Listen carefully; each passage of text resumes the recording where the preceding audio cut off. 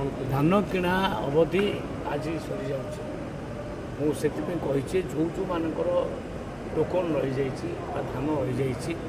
से मंडी को धान आनी से आई स्कान करनी रेकर्ड प्रकृत में मैंने आनी आम टे डेरी हम उठेबा कि आम समस्त आई स्कान कर रेकर्ड कर छत्तीसगढ़ धान आम अनेक जगह सीज कर कंट्रोल अवस्था को आम आनीचु नुहे खाली छत्तीसगढ़ धान प्राय आमर लोक मान धान आगुरी कौन होता 3100 टका मिलूला अल्प रेट मिलूला से अन्य राज्य को लोक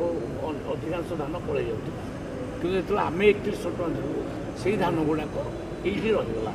आन्य राज्य को न जाए कि खाली छत्तीसगढ़ धान पशि आसटा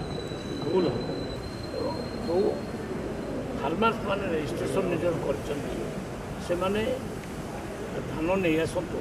कौटी मंडी को कि जदि धान न आसीपार ये आई स्कान करदे रेकर्ड करदे तो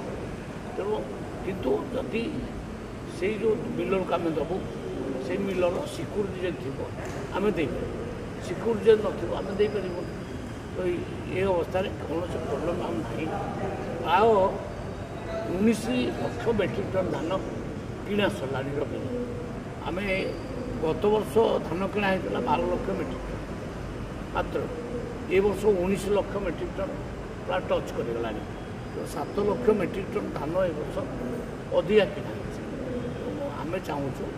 समस्त धान किणा कौन भी गोटे धान माने चाषीर टोकन लाभ